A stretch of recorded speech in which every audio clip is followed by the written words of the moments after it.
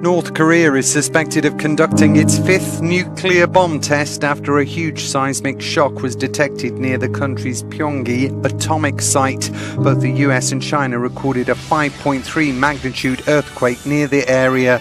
In South Korea, the Yonhap news agency described the quake as artificial after officials in Seoul said they believed it was highly likely the North had carried out its most powerful test to date. Reacting to the possible explosion, Japan's Prime Minister Shinzo Abe said, "If North Korea did carry out a nuclear test, it's something absolutely inadmissible.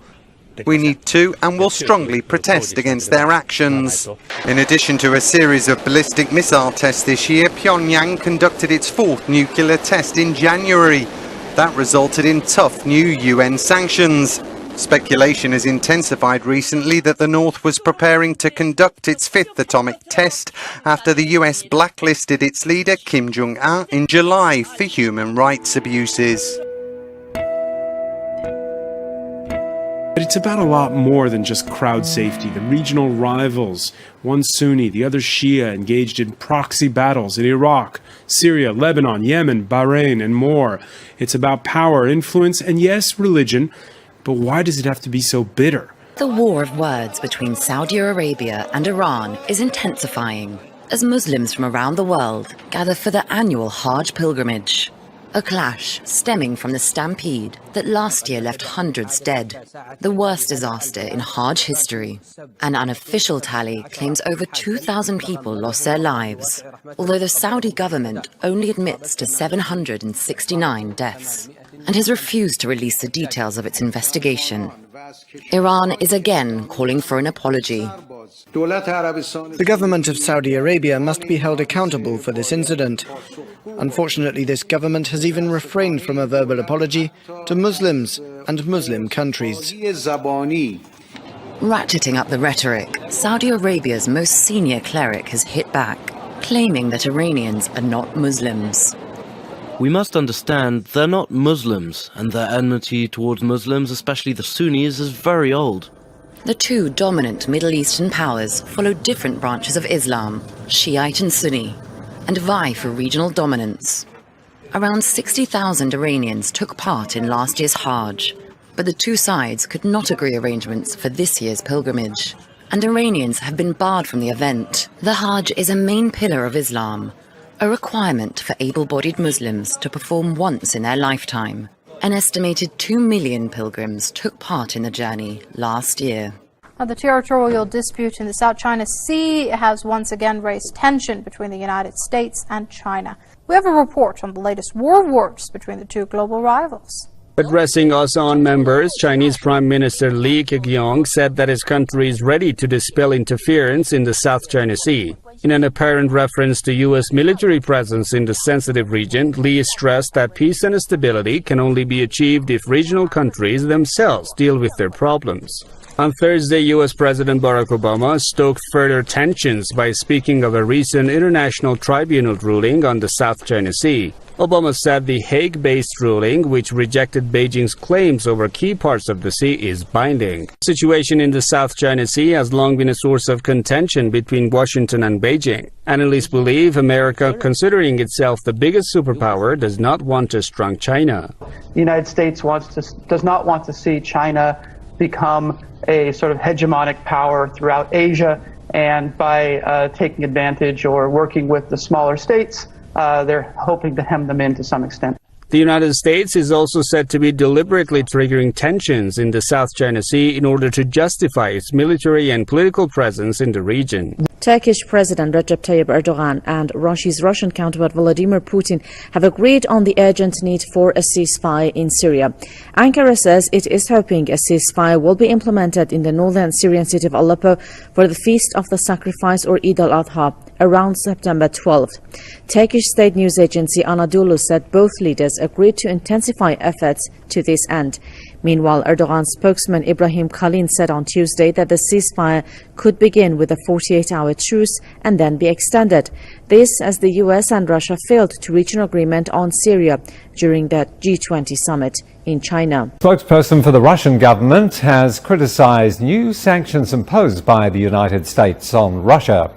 Kremlin spokesperson Dmitry Peskov told reporters the sanctions are not consistent with talks over possible cooperation between Russia and the United States in other areas. On Wednesday, 11 Russian companies were added to the list of sanctions by the US Bureau of Industry and Security. The European Union and the United States imposed economic sanctions on Russia in 2014 following the conflict in Crimea. The U.S. and Ukraine have struck a deal to cooperate on military technology and improving the Ukrainian army. Pentagon Chief Ash Carter signed the agreement at a meeting with Ukrainian Defense Minister Stepan Poltorak in London. Carter described the accord as a, quote, highly important agreement aimed at helping further Ukraine's capabilities for defending its territory.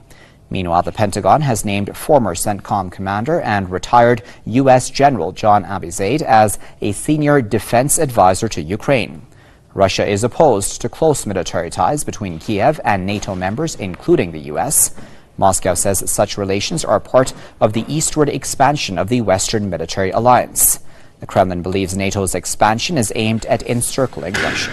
Israel's military has carried out airstrikes on Syrian army positions in Golan Heights. The attack comes after a rogue mortar shell from fighting between factions in Syria landed in Israeli-controlled Golan Heights. No casualties were reported. According to a spokesperson for the Israeli military, the Air Force targeted Syrian mortar launchers. The area is close to where fighting in Syria's civil war is taking place. There have been similar military retaliations in the past when there has been an overspill of fire into Israeli territory. Golan Heights is a strategic plateau captured by Israel from Syria in 1967 and annexed in 1981, a move which has not yet won international recognition. Israeli sources cited by Reuters news agency said that construction has begun on an underground barrier along a small stretch of Israel's boundary line with Gaza. In the past, Hamas militants have used underground tunnels to attack Israel. This Hamas spokesman says the Palestinian people and the resistance can overcome all the obstacles made by the occupation. The resistance is creative and advanced and doesn't care about the occupation's procedures. Still in the Middle East, the Palestinian High Court in Ramallah has suspended local elections that were scheduled for next month. The ruling was made after a dispute over party lists and the inability to hold the vote in East Jerusalem, which is annexed by Israel. And Interfax news agency reported Russia's foreign ministry said that the Palestinian president and Israeli prime minister had agreed in principle to meet in Moscow. No date was given for the meeting. Law enforcement nationwide is on heightened alert this morning for the potential threat of terror on American soil. A recent joint bulletin by the FBI and Homeland Security shows more than 75% of homegrown violent extremist attacks and disruptions over the past 12 months were focused on civilian targets. Morning, almost 15 years after 9/11, federal law enforcement officials have released this bulletin, which really highlights how much the threat from terrorists has evolved over the years. In this joint FBI-DHS bulletin obtained by CBS News, officials are once again warning that ISIS-inspired terrorists have shifted their focus to target attacks on civilian venues such as restaurants, theaters, and sports arenas, with less focus on law enforcement, military, and government facilities. Gail? First, running through the streets and randomly attacking. Police search for a mob of teens terrorizing a Brooklyn neighborhood. Under the darkness of this tree on a Bushwick sidewalk, a woman was targeted and attacked. Police sources say it was a group of teens who terrorized their victim, even threatened her with a gun. It's disgusting. Yvette Villafani lives nearby. Her network of surveillance cameras caught the mugging on September 5th around 11:30 at night on Evergreen Avenue. In the video, you see a group of what appears to be teenagers. Some walking, others riding bikes and scooters, make their way up the street. From this angle, you can see as they eventually hide themselves on the street side of this white van. On the sidewalk, a young woman walks by alone, carrying a bag and looking down at her phone. Once they get the signal, the teens move in. And they waited for her and they mugged her. Police sources say the 26-year-old victim was pushed to the ground, kicked, and punched. One attacker pulled out a gun and pointed it at her, while the others took her cell phone and wallet with credit cards and cash. In the video, you can see as they quickly leave and the victim goes to find help. Villafani heard the commotion and called police. She was scared. She was scared. She was shaking. She was I feel sorry for her. The victim was so scared that she since posted this letter in her building, warning her neighbors of the violent sneak attack.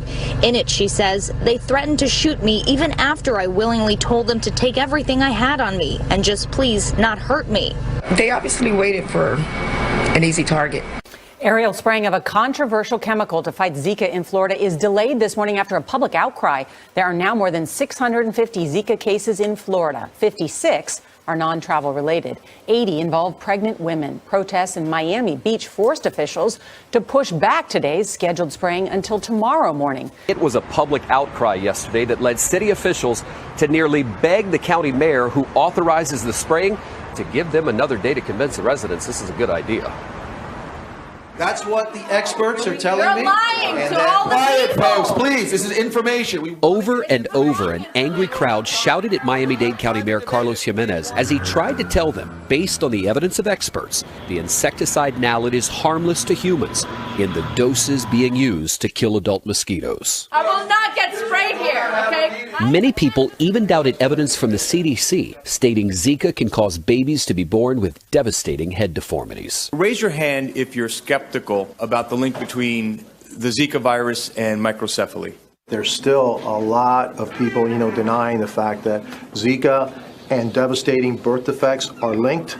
After that heated hearing, Mayor Jimenez delayed aerial spraying for 24 hours. We'll do it Friday to give them more time to notify their residents.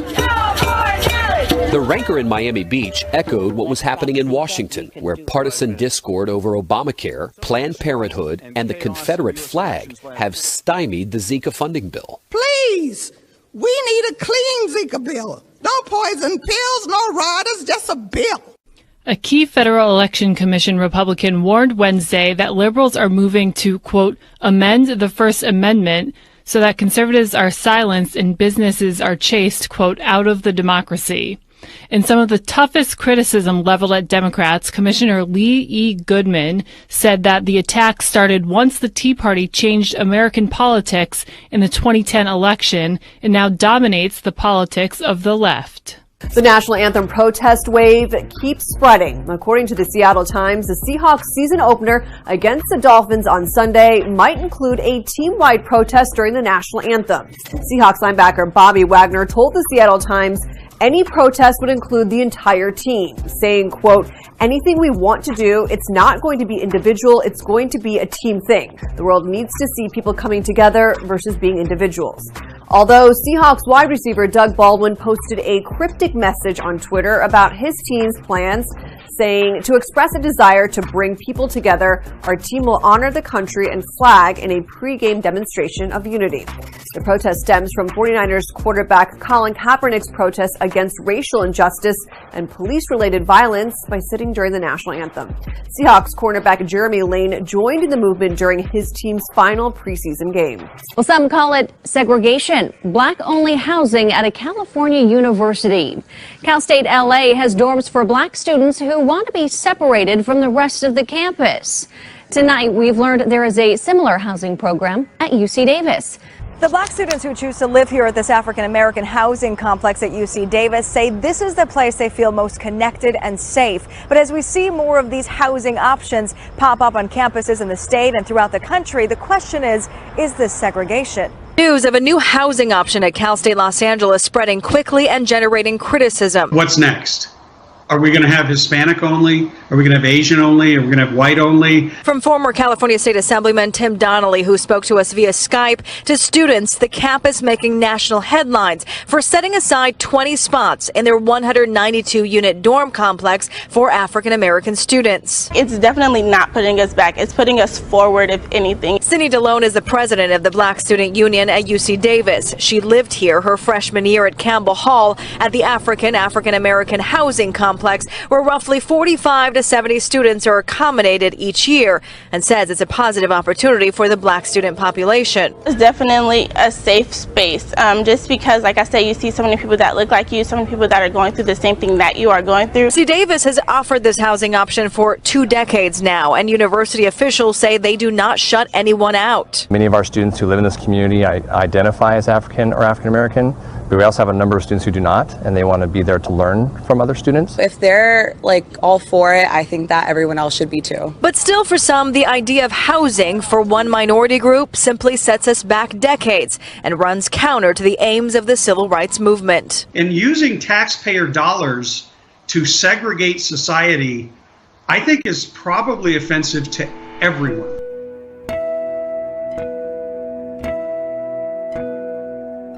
The student body president will begin the process of delivering menstruation products to all non-residential bathrooms on campus, including men's and gender-inclusive bathrooms.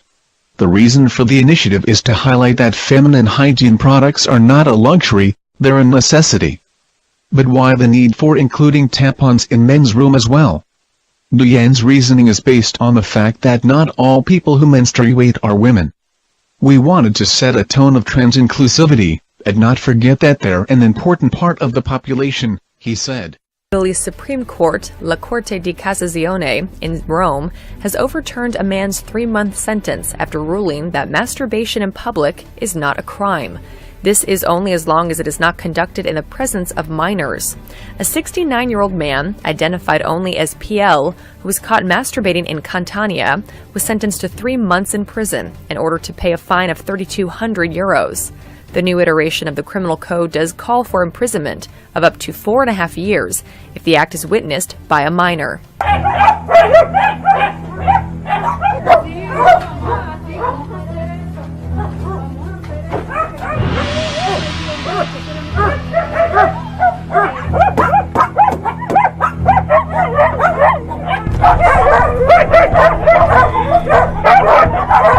Ha subido en lo que va de año, es impresionante, perros de raza, perros que se ve que son de familia.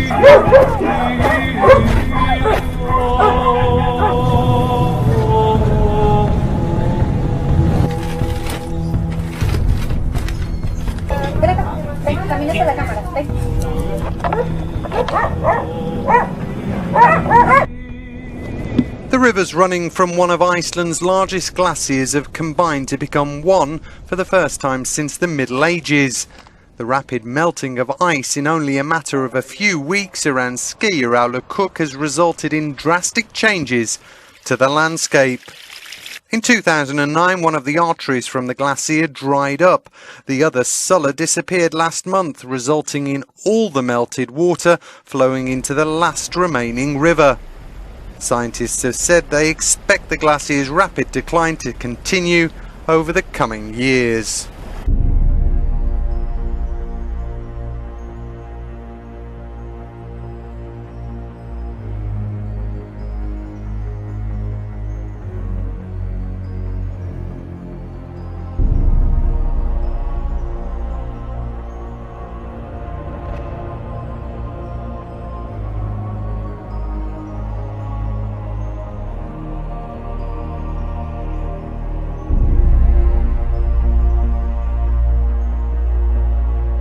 What just appeared in the Sea of Galilee has doomsayers preparing for the apocalypse. Yes, this is the image that you may have seen by now. If not, it is some top trending news.